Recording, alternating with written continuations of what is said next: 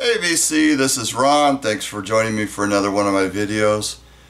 I don't have a whole lot of records to show this time around, but I'm going to show a couple of recent pickups out of a record store, and then I'm going to show a couple of recent pickups out of a thrift store. And then before I get into that though, I'm going to give you a real quick preview of what I'm going to show a little later, and it's artifacts from the Psychedelic Dungeon. And this is a 4-record box set that I bought new out of a record store about 1990. And it is a bootleg. I think it has some UK origin, but it may have come out of Italy. I'm not exactly sure. And this is the first edition, and I found out just recently that they made a second edition and a third edition. And these don't go for a whole lot of money, and they were extremely limited. Like, I remember hearing 500 copies in ads in Goldmine when this first came out.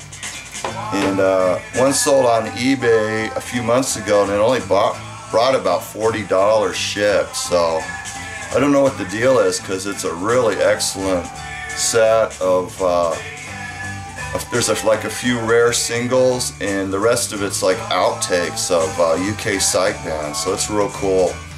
So I'm going to examine that a little closer later.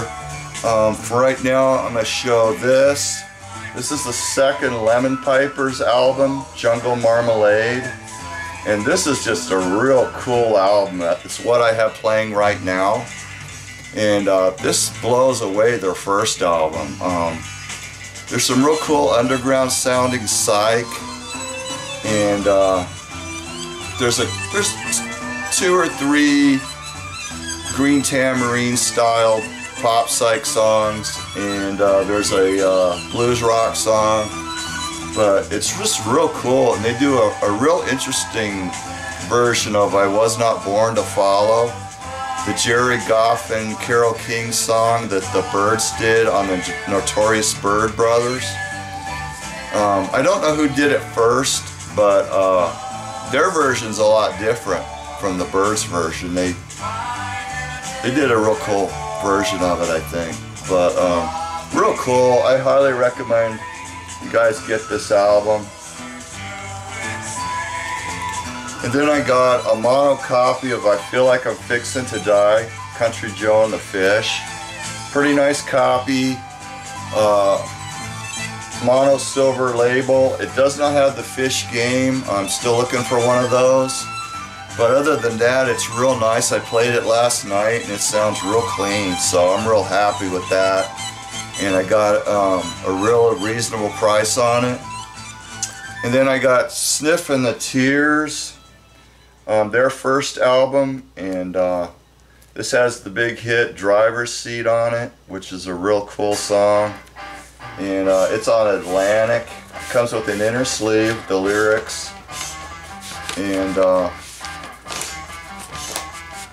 yeah, just a real cool album.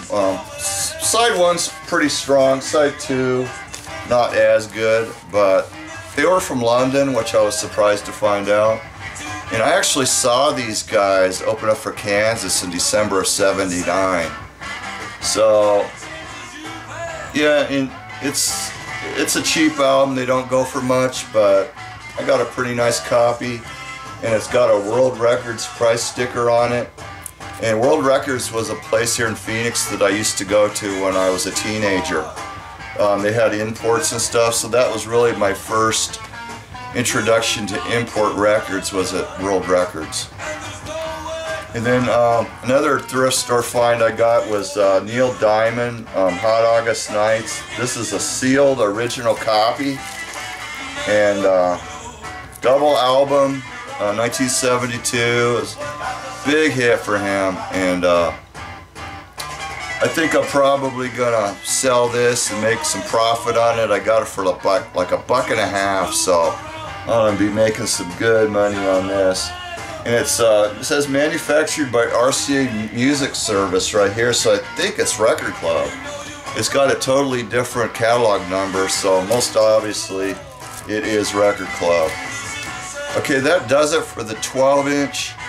Now we're going to get into that box set that I was talking about. Okay, we're going to take a little look at this box set. And it comes with a booklet.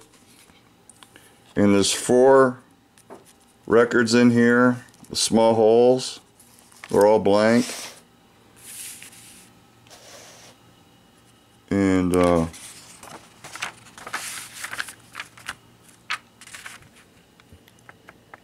here's what's on it. And this is not a bootleg, it's a public service. It's got Pink Floyd, The Factory, The Mirage, Jason Crest, Creation, Jimmy Page, and the Mike Stewart Span.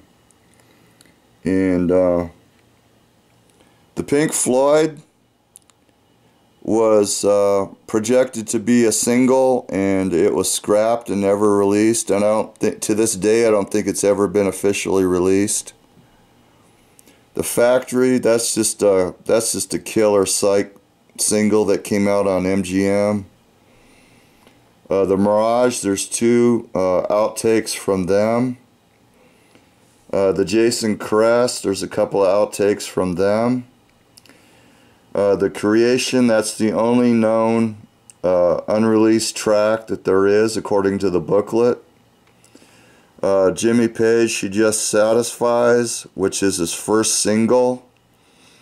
And the Kinks later covered that song as an instrumental called Revenge.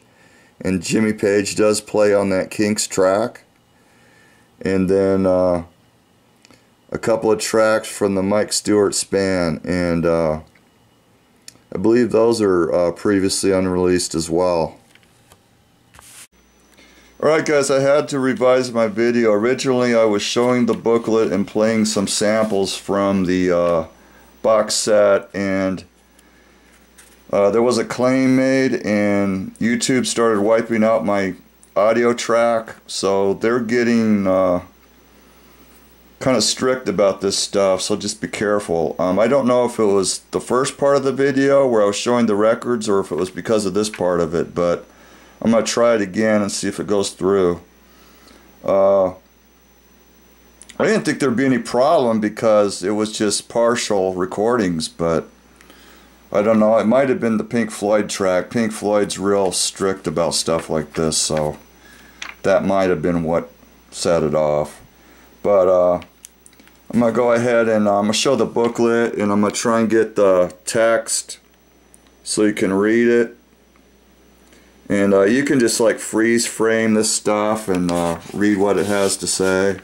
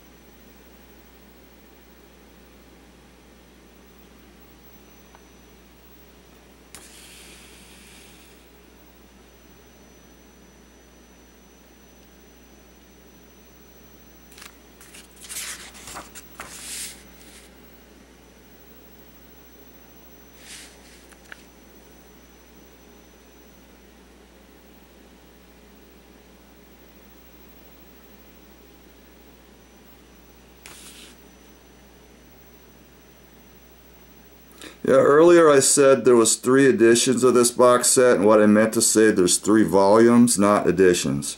So this is the first volume, and then they made a second volume and a third volume.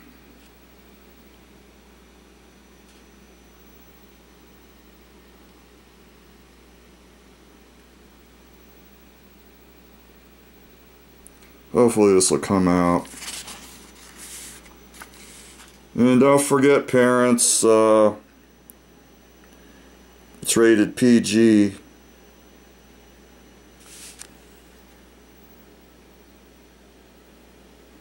Okay guys, I'm sorry I had to do this, but you know, you gotta play YouTube's game. So, till next time,